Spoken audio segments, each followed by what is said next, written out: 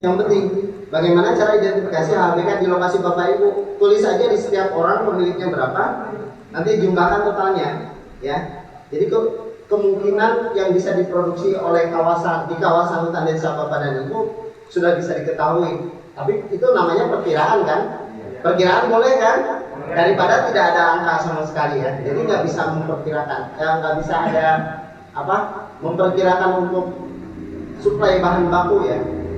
Suplai bahan baku kaitannya kalau dengan pemasaran apa?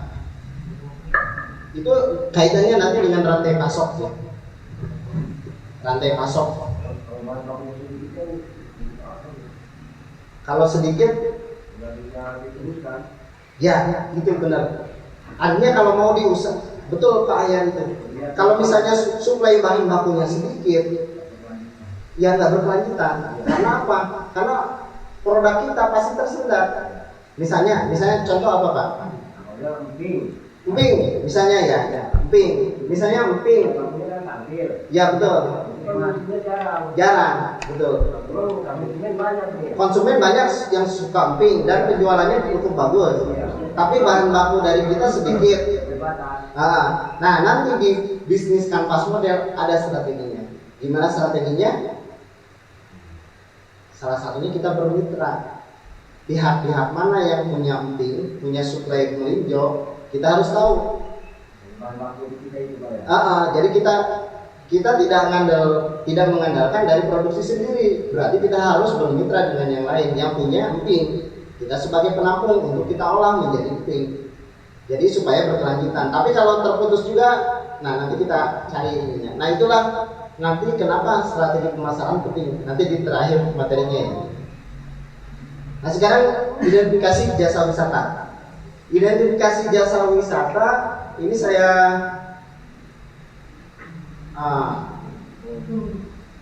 nah ini dulu ya. Identifikasi ODTWA itu objek dan tarif wisata alam, ya, yaitu kegiatan menentukan dan menempatkan nilai potensi suatu objek wisata. Suatu daerah atau kawasan dapat dikembangkan menjadi daerah tujuan wisata untuk memenuhi paling tidak ada 3 hal. Yang satu, ada sesuatu yang bisa dilihat, ya. Ada sesuatu yang bisa dibeli di kawasannya. Ada sesuatu yang bisa dilakukan. Ini terkait dengan aktivitas wisata. Ini ada yang buat oleh-oleh wisata ya. Ini ada yang bisa dilihat, pemandangan kah, air terjun kah. Nah, sekarang komponennya dari ODTWA itu yang perlu dipertimbangkan adalah aksesibilitas, ya. Kemudian amenitas itu terkait dengan keamanan, ya. Kemudian kelembagaannya juga itu yang harus diperhatikan. Ini saya singkat-singkat aja ya. Nah, kemudian komponen lingkungan, ya. Ya, aksesibilitas kaitannya, ya. Misalnya gini, di lokasi Bapak dan Ibu memang indah air terjunnya, tapi orang menempuh ke sana itu harus dengan jalan kaki yang jauh. Kemudian belum ada trek. Yang berarti kan Bapak dan Ibu nggak bisa menawarkan ke semua orang. Yang harus dipilih berarti orangnya harus anak muda, kemudian pecinta alam. Ya, misalnya saya udah di atas usia hampir menyentuh 50 tahun misalnya.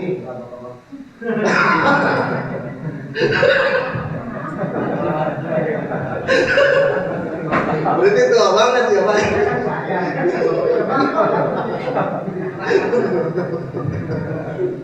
Oke. Jadi kalau yang di atas 50 tahun ya jangan ditawarkan dengan objek itu. Makanya aksesibilitas itu cocok untuk siapa? Kalau untuk di atas 50 tahun itu nggak cocok karena apa? Medannya berat, harus jalan kaki lebih jauh. Misalnya gini, Bapak pernah dengar nggak di kampung saya sih, di Cianjur itu ada situs Megalitikum, situs megalit Gunung Padang. Pernah lihat di TV nggak? Nanti lihat di YouTube gitu. Yang apa yang Oh, situs Megalitikum. Jadi itu situs prasejarah zaman batu. Jadi semua ininya dari batu. Itu bangunan-bangunan batu yang ada sebelum Masehi katanya. 3000 tahun sebelum Masehi. Zaman Firaun lah. Nah, di situ saya lihat pengunjungnya karena orang tahu bahwa itu situs dunia ya. Maksudnya katanya kalau diceritakan itu lebih tua dari Borobudur. Nah, karena ada tagline itu orang pada berkunjung. Tapi yang berkunjungnya semua umur, Pak. Dari anak-anak sampai orang tua. Nah, yang saya lihat di sana jalannya untuk naik ke lokasi begini, Pak. Jadi nanjak terus. Memang sudah pakai tangga sama pengelola, memang dikelola oleh Kementerian Pendidikan dan Budaya ya. Jadi situs budaya kan itu. Jalannya nanjak terus. Tapi banyak orang tua yang di sana. Sebenarnya kalau dengan begitu gak cocok buat orang tua. Artinya tempat wisata, makanya akses itu kaitannya dengan siapa target pasar kita nanti. Apakah anak-anak, remaja, orang tua, atau semua umur. Kalau misalnya semua umur, ya berarti kita yang bisa orang itu nyaman, enak berkunjung ke sana dan menikmati gitu.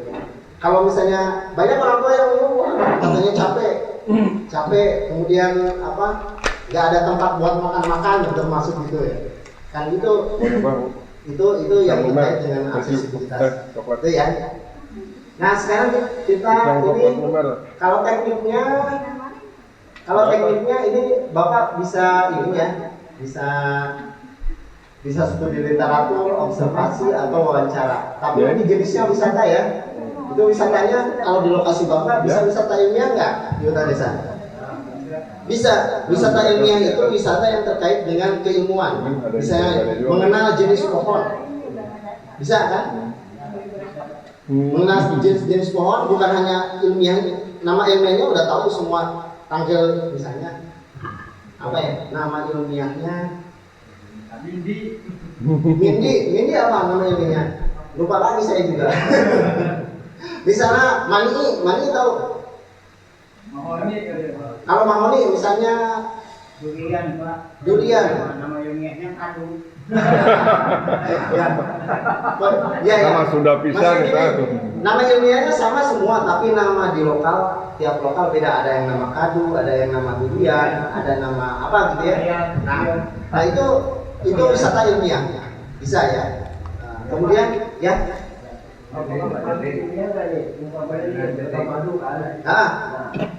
Menilai itu dari zaman apa? Masing-masing yang kita di wilayah ini dari zaman apa? Termasuk enggak? Sangat masuk. Betul. Jadi wisata ilmiah seperti begitu. Misalnya ini jenis ini di sini itu hanya makan bunga ini. Nah, itu orang yang anak sekolahan, orang yang penelitian, itu wisata tapi ada dasar ilmiahnya. Itu sangat bisa dikembangkan. Kemudian wisata pendidikan sama juga ya. Wisata konservasi harus konservasi bukan konvensi. Kemudian ya wisata belanja. Ya, wisata belanja sudah jelas itu ya. Wisata budaya tadi yang contohnya Megalit tadi ya. Wisata religius, religius ya ada di sini. Misalnya ziarah ke makam siapa gitu ya. Wisata kuliner bisa nggak dikembangkan di sini? Contohnya apa? Ya masakan apa? Pecah. Ya, masakan khas ini apa? Serui. Serui. Nah, wisata kuliner bisa dikembangkan. Tapi gini, yang dimaksud di sini kalau wisata kuliner yang kaitannya dengan hutan desa, bahan-bahannya diambil dari hutan desa. Bahan-bahannya, ikannya hasil dari mancing di sungai, tapi di sungai di hutan gitu. Atau mancing di sungai, atau hasil budidaya yang silvoprisari yang hasil gitu. Jadi arahnya di sana. Arahnya ya. Tapi kalau misalnya belum bisa begitu ya, yang penting produknya ada produk wisata kuliner yang kaitannya dengan pengolahan hutan desa ya. Ayam kampung misalnya. Atau di sini masih banyak ayam hutan. Ayam hutan dilindungi itu Pak. Ya, ya padahal kalau bisa diternak kan F2-nya bisa gitu. Tapi ayam hutan kalau di Waikamas masih banyak ya. Kearifan lokal apa?